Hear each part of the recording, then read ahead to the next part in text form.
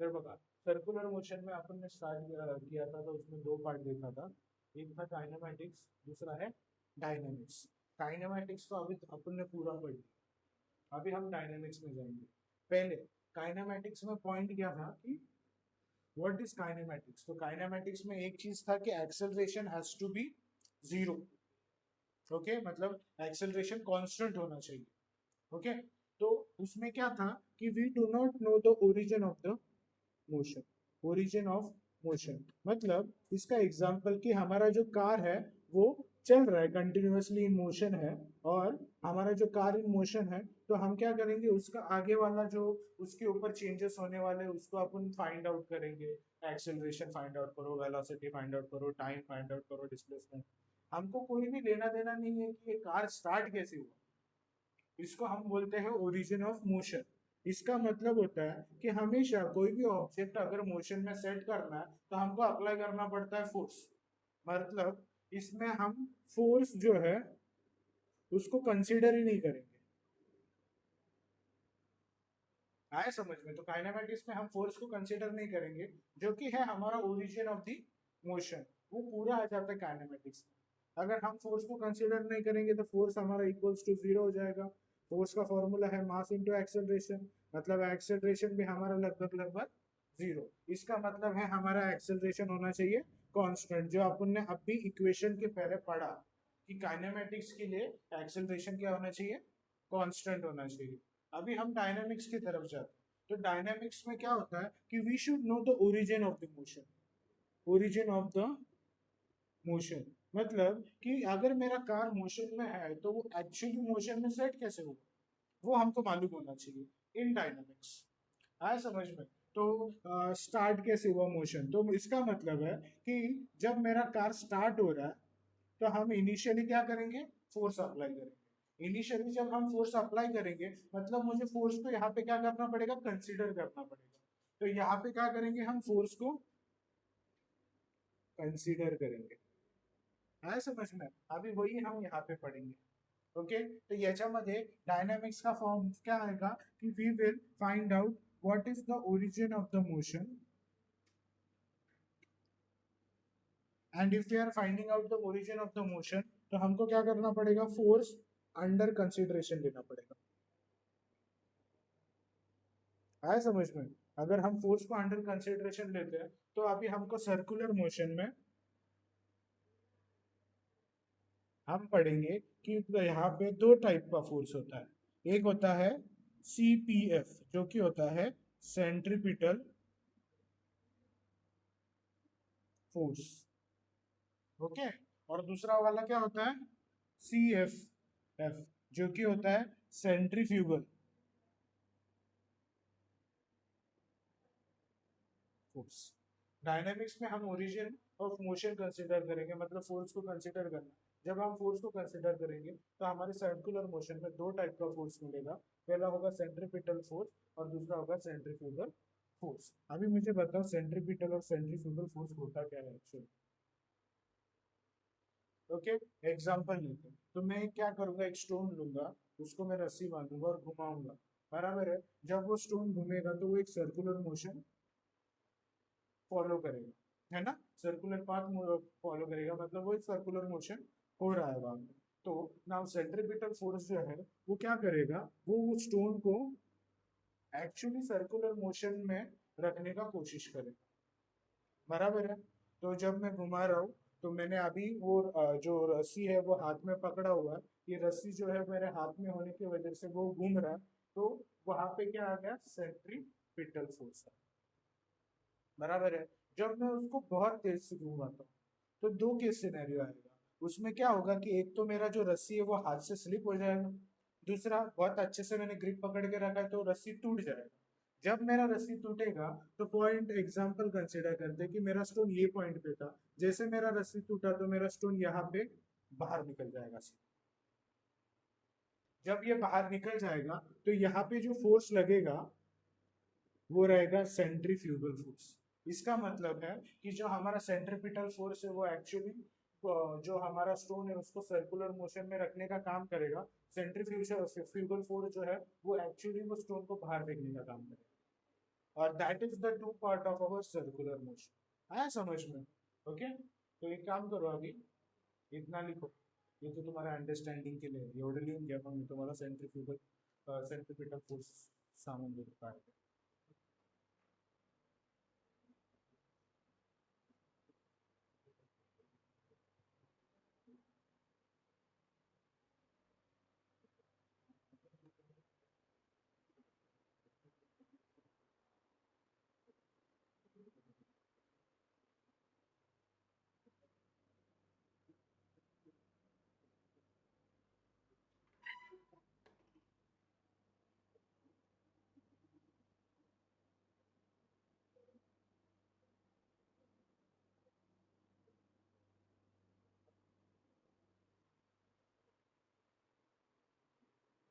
चालू है? Now pay attention, बघा अभी हम सेंट्रिपिटल फोर्स के बारे में पढ़ेंगे, ये वाला पार्ट। तो सेंट्रिपिटल फोर्स मतलब ये सर्कल है, ये सर्कल मेरा ऑब्जेक्ट घूम रहा है, तो यहाँ पे ये जो फोर्स है वो रहेगा अंदर की तरफ, और ये जो फोर्स है इसको ही हम बोलेंगे centripetal force. Now pay attention, centripetal force मालूम करने के लिए आपको सेंट्रिपिटल एक्सेलरेशन मालूम होना चाहिए, क्योंकि मैंने ये एक्सप्लेन किया। तो सेंट्रिपिटल एक्सेलरेशन का फॉर्मूला होता है v स्क्वायर अपॉन r। अभी हम फोर्स का कंसीडरेशन करते हैं, फोर्स जो है मास इनटू एक्सेलरेशन, तो ये जो है ये कौन सा फोर्स है, वो सेंट्रिपिटल फोर्स है, तो यहाँ पे एक्सेलरेशन कौन सा आएगा, सेंट्रिपिटल एक्सेलरेशन आएगा। इसका मतलब है कि सेंट्रिपिटल एक्सेलरेशन वाला जो वैल्यू है उसको यहाँ पे सब्स्टिट्यूट करेंगे, तो हमको सिर्फ सेंट्रिपिटल फोर्स क्या मिलेगा, mv स्क्वायर बाय आर मिलेगा। तो फिर बाद में हम क्या करेंगे, v जो है आर इंटू ओमेगा, ये तो मैंने पहले ही बता दिया था। तो जब मैं आर इंटू ओमेगा को सब्स्टिट्यूट करेंगे तो ये v का स्क्वायर बनेगा, ये आर स्क्वायर बनेगा, ओमेगा स्क्वायर बनेगा, ये आर बनेगा, आर आर तो कैंसिल होएगा, F is equal to r omega square बनेगा। क्लियर है? नेक्स्ट, जब मैं ये आर इंटू ओमेगा, तो आर ओमेगा जो है उस स्क्वायर को थोड़ा सा स्प्लिट कर दो, तो हमारे पास और एक फॉर्मूला बनता है F equal to M v omega. आया समझ में? तो हमको कितना फॉर्मूला मिल रहा है, formula number 1, formula number 2, formula number 3। 3 जो है इतना इंपॉर्टेंट है नहीं, पर पहले तो फॉर्मूला इंपॉर्टेंट है ना। डायरेक्शन, क्योंकि डायरेक्शन इंपॉर्टेंट है, तो हमारा जो डायरेक्शन फॉर सेंट्रिपिटल फोर्स रहेगा अलोंग द रेडियस, मतलब रेडियस के अलोंग ही चलेगा हमारा ये वाला। मतलब मैं बोल रहा हूँ कि अगर ऑब्जेक्ट यहाँ पे भी है, तो ये जो फोर्स है वो रेडियस के अलोंग ही चलेगा। तो radius along the radius, and फिर वो कहाँ है, उसका डायरेक्शन कहाँ है, towards the centre, along the radius and towards the centre. फिर बाद में अगर हम इसको ही, इसका क्या बोलते हैं, इसका वेक्टर फॉर्म लिखे, हम वेक्टर फॉर्म लिखेंगे, तो उसमें क्या हो जाएगा कि फॉर्मूला आएगा F equals to minus m r omega square, या फिर F equals to minus m we square by r. तो ये माइनस कहाँ से है, माइनस का मतलब है कि it is going against the radius. Okay, तो रेडियस का जो डायरेक्शन है वो बाहर की तरफ है, और ये जो डायरेक्शन है वो अंदर की तरफ है, तो ये दोनों जो है वो एक दूसरे से ऑपोजिट है। तो अगर मैं साइन को कंसीडर करूंगा, तो ये अगर मैं पॉजिटिव कंसीडर करूंगा तो ये हो जाएगा नेगेटिव। तो ये एक्चुअल फॉर्मूला रहेगा considering vector form for centripetal force. Clear है? राइट।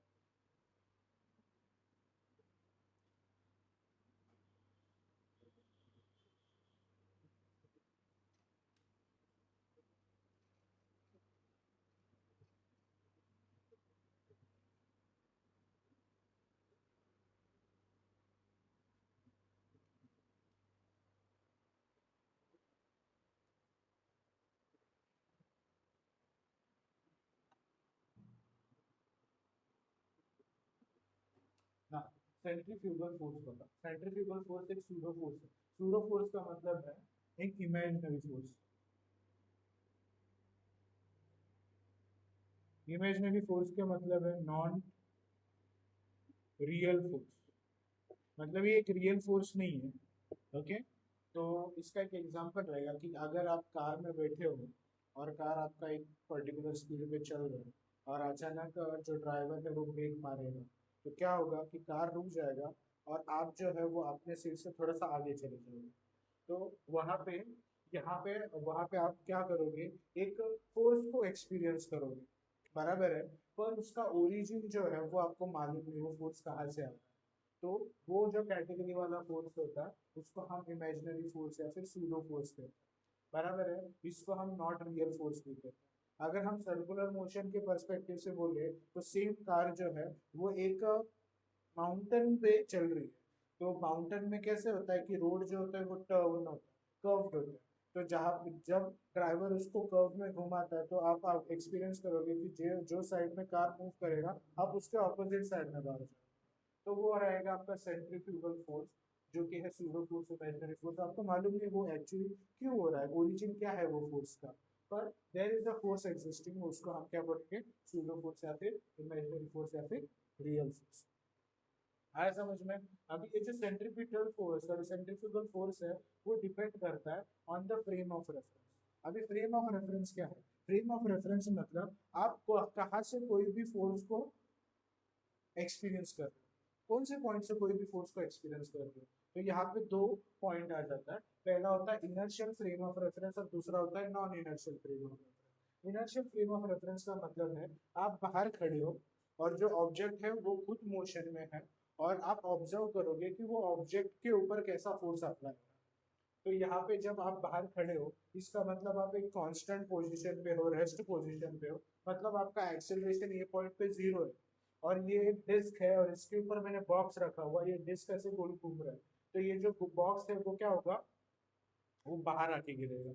तो जब आप यहाँ पे खड़े हो तो आपको कोई फोर्स एक्सपीरियंस नहीं हो रहा है, पर ये फोर्स जो इसके ऑब्जेक्ट पे अप्लाई हो रहा है वो सिर्फ आप देख सकते हो। That is called as inertial frame of reference. इसका मतलब है आपका एक्सेलरेशन इज जीरो। तो इनर्शियल फ्रेम ऑफ रेफरेंस के लिए सबसे बड़ा पॉइंट होता है कि जो ऑब्जर्वर है वो उसका एक्सेलरेशन क्या होता है, जीरो होता है, बराबर है। तो ऐसे कंडीशन में हमारा न्यूटन्स लॉ जो है वो वैलिड हो जाएगा। जो भी आपने न्यूटन्स लॉ वगैरह पढ़ा है ना वो सब यहाँ पे वैलिड हो जाएगा। हाँ, दूसरा केस सिनेरियो है कि उसमें जो हमारा non inertial frame of reference होता है ना, non inertial frame of reference होता है उसमें हम एक्सेलरेशन को जीरो नहीं बोलेंगे। इसका मतलब क्या है, सेम एग्जांपल में जब जाओगे तो अभी आप वो डिस्क के ऊपर हो, बराबर है, और ऑब्जेक्ट भी आपके साथ में और वो डिस्क घूम रहा है। एक पर्टिकुलर कंडीशन में जो ऑब्जेक्ट फोर्स एक्सपीरियंस कर रहा है वही फोर्स आप भी एक्सपीरियंस कर रहे हो। तो इस केस में हमारा जो एक्सेलरेशन है यहाँ पे वो नॉट इक्वल्स टू जीरो रहेगा। और ये केस सिनेरियो में जितना भी न्यूटन्स लॉ अपन ने पढ़ा हुआ है वो ये पॉइंट पे क्या रहेगा, नॉन वैलिड। ओके, ये पॉइंट पे हम क्या, जो लॉ है वो क्या हो जाएगा, नॉन वैलिड। सेंट्रीफ्यूगल फोर्स जो है तो एफसीपी है इसमें। ओके, और उसका जो मैग्नीट्यूड रहेगा वो सेम रहेगा आपका सेंट्रीपिटल फोर्स। तो हमारा सेंट्रीपिटल फोर्स का फॉर्मूला क्या था, m we square by r. तो हमारा सेंट्रीफ्यूगल फोर्स का फॉर्मूला भी क्या बनेगा, m we square by r बनेगा। तो और एक फॉर्मूला था हमारा सेंट्रीपिटल फोर्स का, m r square omega square. तो हमारा फॉर्मूला क्या बनेगा, m r omega square for centrifugal force also. तो उसका डायरेक्शन क्या रहेगा, वो रहेगा along the surface, along the radius, away from the centre. तो ये आपका सेंट्रीपिटल फोर्स ये रेडियस के अलोंग में रहेगा, पर यहाँ पे जो फोर्स है वो बाहर की तरफ लगेगा। पर सेंट्रीपिटल फोर्स में जो फोर्स था वो इनवर्ड्स लगता था। जब हम उसको वेक्टर फॉर्म में लिखेंगे तो सेम फॉर्मूला आएगा, but we will have plus over here. Why? Because ये जो रेडियस है उसके बाहर जा रहा है। जब वो रेडियस की तरफ आ रहा था तो हम उसको माइनस कंसीडर कर रहे थे, तो जैसे वो बाहर गया तो हम उसको प्लस कंसीडर करेंगे। तो ये होगा आपका सेंट्रीपिटल फोर्स। ओके, ये क्या रहेगा आपका सेंट्रीपिटल फोर्स। तो अगर आप ऑब्जर्व करोगे तो सेंट्रीपिटल फोर्स जो है, सॉरी सेंट्रीफ्यूगल फोर्स जो है वो सेम है सेंट्रीपिटल फोर्स के। पर आपको सिर्फ एक ही चीज याद रखना है, when you will experience centrifugal force, when you are under this condition which non inertial frame of reference, बराबर है। जब आप वो फोर्स को खुद एक्सपीरियंस करोगे तभी आपको सेंट्रीफ्यूगल फोर्स मालूम पड़ेगा, नहीं तो आपको सेंट्रीपिटल फोर्स मालूम पड़ेगा। तो एग्जाम्पल, अगर कार जा रहा है, ओके, आप बाहर खड़े हो कार के और तुम देख रहे हो कि ब्रेक अचानक वो जो कार है उसमें ड्राइवर ने ब्रेक लगाया और जो लोग थे वो आगे गए, तो वो केस है आपका सेंट्रीपिटल वाला। या फिर इनर्शियल फ्रेम ऑफ रेफरेंस, अगर वो सर्कल में रहेगा तो वो सेंट्रीपिटल वाला फोर्स बन जाएगा।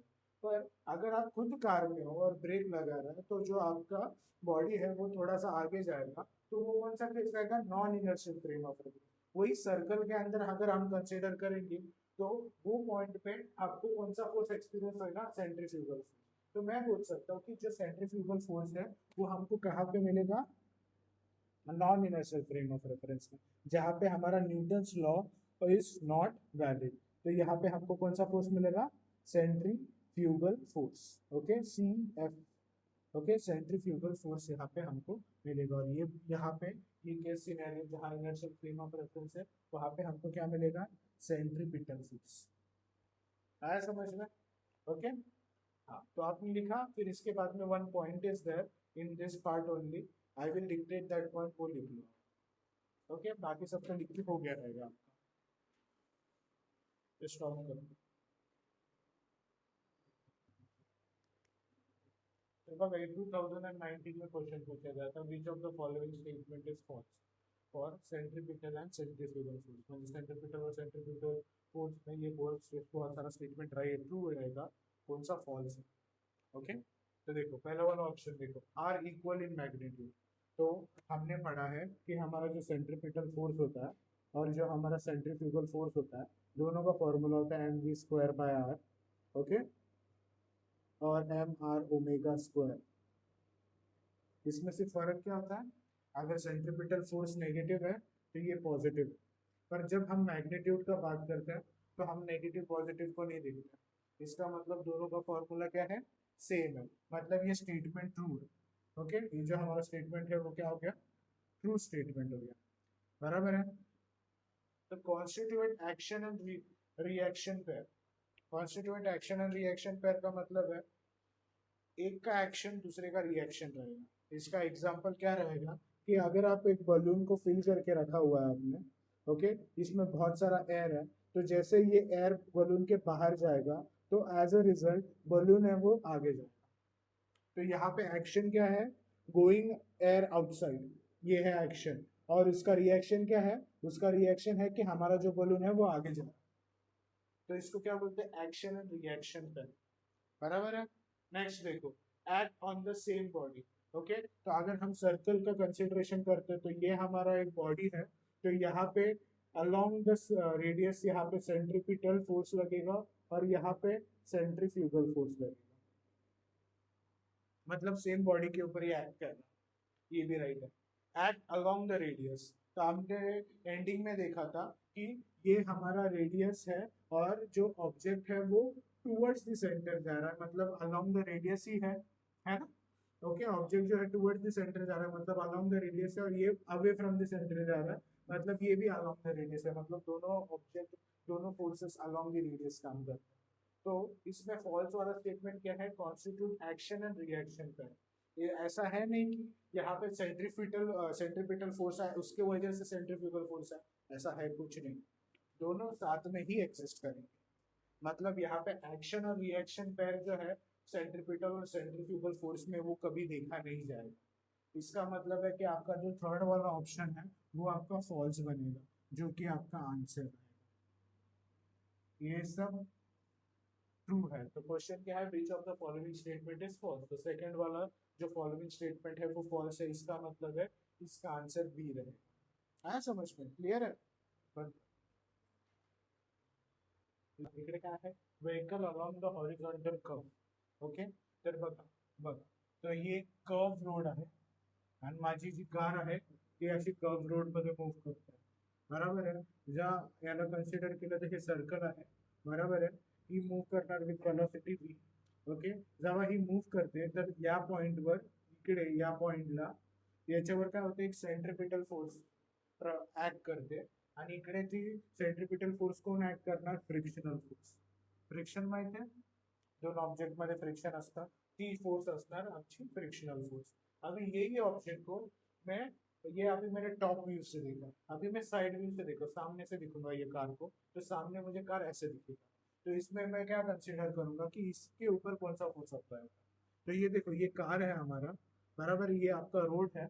ओके। और ये जो कार है, जब वो आपके रोड पे खड़ा रहेगा, तो हमेशा जो ऑब्जेक्ट है वो नॉर्मल फोर्स के साथ में खड़ा रहेगा। ओके। इसका जो वजन है वो नीचे की तरफ रहेगा, बराबर है। और यहाँ पे फ्रिक्शन फोर्स ये डायरेक्शन में, क्योंकि हमारा जो कार है वो ऐसे कर्व पार्ट में घूम रहा है। अगर मैं इसको थोड़ा अच्छे से ड्रॉ करूँ तो ये ऐसे कुछ दिखेगा कि ये हमारा कार है, और ये हमारा कार ऐसे डायरेक्शन में जा रहा है, और ये हमारा कर्व रोड है। ओके, आया समझ में? तो देखो, इसको अभी सर्कुलर मोशन परफॉर्म करना है। अगर आपने साइकिल या फिर बाइक वगैरह चला है तो आपको थोड़ा तो मालूम रहेगा कि कर्व में अपन क्या करते, थोड़ा स्पीड कम कर देते, क्योंकि अगर स्पीड ज्यादा होगा तो हमारा जो साइकिल है वो बाहर जाएगा, बराबर है। तो ये पर्टिकुलर पॉइंट में हमको देखना है कि मैक्सिमम कितने स्पीड से हम कोई भी टर्न ले सकते, बराबर है। तो नाउ यहाँ पे जो सेंट्रीपिटल फोर्स है, जब वो कवर करेगा तो ये सेंट्रीपिटल फोर्स कौन प्रोवाइड करेगा? फ्रिक्शन। फ्रिक्शन किसके बीच में? आपके टायर और रोड के बीच में, है ना। तो जब गाड़ी जो है वो जब रोड के ऊपर चलेगा तो टायर और रोड के बीच में फ्रिक्शन होगा। वो फ्रिक्शन फोर्स जो है वो आपको circular motion provide, circular motion में आपका कार जाना चाहिए, उसके लिए वो फोर्स प्रोवाइड करेगा, जो कि है सेंट्रीपिटल फोर्स। आया समझ में? तो now what happens, this frictional force will provide you centripetal force, therefore Fr equals to mv square by r। यहाँ पे mv square by r क्या है? सेंट्रीपिटल फोर्स है आपका। और यहाँ पे कौन प्रोवाइड करेगा? फ्रिक्शन। तो Fr equals to mv square by r। अभी देखो, अगर मैं स्पीड को बढ़ाऊंगा तो जो रोड है वो उतना ही फ्रिक्शन को बढ़ाएगा, ताकि मेरा जो कार है वो कर्व पाथ में मूव हो सके। तो कंडीशन क्या है? जैसे मेरा स्पीड बढ़ेगा मेरा फ्रिक्शन भी बढ़ेगा। तो देखो ये कंडीशन, तो यहाँ पे मैंने क्या कर दिया, स्पीड को बढ़ा दिया, मतलब यहाँ पे फ्रिक्शन मैक्स हो गया और ये स्पीड मैक्स हो गया। तो फॉर्मूला क्या बना? F R max equals to M we square max upon R. Now now pay attention over here, हमारा जो फ्रिक्शन फोर्स होता है उसका बेसिक फॉर्मूला होता है म्यू इनटू एन। यहाँ पे एन जो है वो होता है नॉर्मल फोर्स, ओके, जो हमने ये वाला पढ़ा हुआ। और म्यू जो होता है वो होता है कोएफिशिएंट ऑफ फ्रिक्शन। क्या होता है? Coefficient of friction. मतलब कि ये जो फ्रिक्शन है वो बहुत सारी चीजों के ऊपर डिपेंड करेगा। अगर आपका रोड बहुत ज्यादा स्मूथ है तो वहां पे फ्रिक्शन कम हो जाएगा, बराबर है। ऐसा बहुत सारा चीज जो है फैक्टर वो रहेगा। तो फ्रिक्शन जो है वो म्यू इंटू एन होता है, बराबर है। ये एग्जाम्पल में या फिर ये पॉइंट में हम देख रहे हैं कि फ्रिक्शन जो है ये डायरेक्शन में और सेंट्रीपिटल भी ये डायरेक्शन में, therefore we wrote F R equals to F B square by R, बराबर है। और ये देखो, ये दोनों ऑपोजिट में है, मतलब ये दोनों एक दूसरे को बैलेंस करेंगे, बराबर है। तो इसमें क्या होता है? N equals to M G. तो अभी मैं क्या करता हूँ, ये एफ आर जो है वो ये फॉर्मूला में सब्सटीट्यूट करता हूँ। तो ये क्या हो जाएगा? Mu N equals to M we square by r.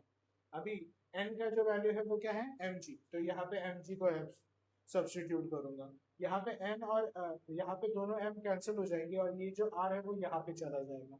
तो क्या बनेगा? V square equals to mu R G. मुझे क्या चाहिए? मैंने क्या बोला? मुझे क्या चाहिए? स्पीड चाहिए, मैक्सिमम स्पीड चाहिए। तो स्पीड मतलब v है, तो v equals to under root mu R जी।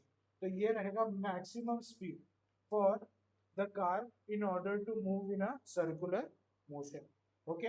अगर हमारा जो कार है वो ये स्पीड से ज्यादा जाएगा तो वो circular motion road, circular curve road पे वो टिक नहीं पाएगा, वो कर्व रोड के बाहर चला जाएगा। तो this is the maximum possible speed for a vehicle. Beyond this, no circular motion will happen. आया समझ में? This is called as vehicle along the horizontal curve route. अलग अलग शब्द। Now we are starting with the chapter. अभी हमने derivation लेना start किया, तो ये आपका पहला derivation of this chapter consider कर सकते। Okay, लिखो। अभी तुम लोग ने लिख लिया, अभी मैं पढ़ रहा हूँ, पे अटेंशन। सी क्या लिखा है देखो। एक A flat curved road on a highway has a radius of curvature 400 meters. A car rounds a curve at the speed of 24 meter per second. The minimum value of coefficient of friction to prevent a car from sliding is question mark. और यहाँ पे bracket में लिखने का g which is equals to 10 meter per second square. Okay, तो देखो क्या बोला है कि हमारा जो फ्लैट कर्व रोड है, मतलब ऐसा फ्लैट रोड है, उसमें कार इज गोइंग। ओके, और ये जो फ्लैट रोड है उसका जो रेडियस है, मतलब ऐसे इसका जो रेडियस है वो कितना है 400 मीटर्स का है। तो आर इक्वल्स टू 400 मीटर। अभी मेरा जो कार है वो कौन से स्पीड में चलेगा, 24 मीटर पर सेकेंड के स्पीड में चलेगा, बराबर है। तो हमको क्या ढूंढना है, कोएफिशिएंट ऑफ फ्रिक्शन, मतलब ये जो टायर है और ये जो रोड है इसमें जो कोएफिशिएंट ऑफ फ्रिक्शन है वो ढूंढ के निकालना। और एंड में क्या दिया है, g equals to 10 meter per second square. मुझे बताओ g क्या है, what is g? Acceleration due to gravity. Okay, ये क्या है, एक्सेलरेशन ड्यू टू ग्रेविटी, क्योंकि ये क्वेश्चन में दिया नहीं ना। Okay, acceleration due to gravity, बराबर है। तो हमको क्या बोला है कि आप फाइंड आउट करो कि म्यू का वैल्यू क्या आता है, बराबर है। तो यहाँ पे हम पहले क्या करते हैं, जो फॉर्मूला आपने लेटेस्ट में पढ़ा वो लिखते हैं, v equals to under root mu R G. Okay, v का वैल्यू मालूम है अपने को, हाँ 24। म्यू का वैल्यू मालूम नहीं है, आर का वैल्यू मालूम है 400, जी का वैल्यू मालूम है 10, बराबर है। अभी म्यू का वैल्यू फाइंड आउट करें, उसमें क्या करेंगे हम, ये पूरे इक्वेशन को स्क्वायर कर देंगे, मतलब ये हो जाएगा 24 का square equals to mu into 400 multiply by 10, बराबर है। 24 का स्क्वायर क्या होता है, क्या होता है 576 इक्वल्स टू म्यू इंटू 4000, बराबर है। तो अभी अपन इसको डिवाइड कर देंगे, तो ये हो जाएगा mu equals to 576 divided by 4000, बराबर है। इसको डिवाइड करो, आपको म्यू का वैल्यू मिल जाएगा। नाउ डिवाइड कैसे करेंगे, मला कळतं काय वैल्यू लेना है। ओके, मेरे को समझ में आ रहा है लगभग लगभग क्या वैल्यू आएगा, पर मैं आपको बता रहा हूँ ट्रिक। देखो तुम नए हो इसके लिए मैं बता रहा हूँ trick, I am already always using, ऐसे कैलकुलेशन के लिए हमेशा यूज करता है। Okay, now this is 4000, this is 576, 4000 में 576 जाता है, बिल्कुल। तो अभी हम क्या करेंगे, क्योंकि अपने को मालूम है 4000 वन सा 4000 होता है, 4000 टू सा 8000 होता है, मतलब जाएगा नहीं, मतलब सबसे पहले मेरे को इसको जीरो देना पड़ेगा, ताकि ये क्या बनेगा 5760, बराबर है। इमेजिन करो 5760 बनेगा, तो यहाँ पे जीरो दे दिया मैंने, पॉइंट दे दिया, क्योंकि अभी इसके बाद में उसका जीरो ही लगने वाला है। तो अभी ये क्या बनेगा 5760, 5760 4000 में जाएगा क्या, 4000 टू सा 800 हो रहा है, सॉरी 8000 हो रहा है, तो वन सा जाएगा, ओके 0.1। तो अभी हम क्या करेंगे 5760 माइनस 4000 कर देंगे, तो ये 0 0 0 और ये रहेगा 1000। अभी ना पॉइंट दे दिया, मतलब और एक आएगा, तो यहाँ पे हो जाना चाहिए 10,000, बराबर है। क्या होना चाहिए 10,000 होएगा, बराबर है। नाउ 4000 डिवाइडेड बाय 10,000 होएगा क्या, क्यों नहीं होएगा, 4000 टू सा 8000, 4000 थ्री सा, हाँ वन, एक्चुअली ये 1760 और एक जीरो है, हाँ। तो 4000 थ्री सा 12,000 होएगा, 4000 फोर सा 16,000 होएगा, ये क्या है 17,600, फोर से जाएगा। तो अभी हम क्या करेंगे 16,000 लिख देंगे, तो अभी इसमें क्या बचेगा 1600, और जब मैं पॉइंट डाला है तो और एक जीरो ऐड हो जाएगा, अभी जाएगा 4000, फोर फोर सा 16, तो 16,000। तो आंसर क्या है 0.144। अभी आप सीईटी वाला सिनेरियो देखो, सीईटी में देखो तो हमेशा क्या होता है, जेई से सिंपल होता है। क्यों सिंपल होता है, क्योंकि यहाँ पे हमको जो ऑप्शन है वो डाइवर्स, बहुत ज्यादा डाइवर्स होता है। तो देखो अगर मैं यहाँ पे 0.1 भी लिखता हूँ तो ये 4 ऑप्शन में से 2 ऑप्शन तो निकल गए, बराबर है, ये 2 ऑप्शन बचे। तो मैं अगर 4 तक भी आ गया तो मेरे को मालूम पड़ गया ये वाला आंसर, तो मुझे पूरा सॉल्व करने का जरूरत है क्या? बिल्कुल नहीं। तो ये पॉइंट पे मेरे को मालूम पड़ जाएगा कि मेरा ए वाला ऑप्शन। हमेशा सीईटी में आपको पूरा सोल्यूशन देने का जरूरत नहीं होता। अगर आप कोई भी एक पॉइंट भी पकड़ लोगे और उसमें अगर आपको आंसर का हिंट भी मिल जाता है, डायरेक्ट टिक करो, खत्म, आगे बढ़ो। ये पॉइंट पे मेरा हिंट क्या रहेगा? 0, 1 और 4।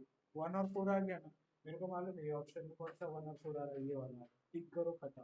वो आगे वाला 4 का कैलकुलेशन करने का जरूरत नहीं है। आया समझ में? नाउ राइट, बंद कर। Wall of death. Wall of death मतलब मौत का कुआ। ते सर्कस मध्ये बघतो ना आपण, ते बाईक वाला किंवा कार वाले असतात ते असे हॉरिझॉन्टल, सॉरी व्हर्टिकल बॉलवर गाडी चालवतात.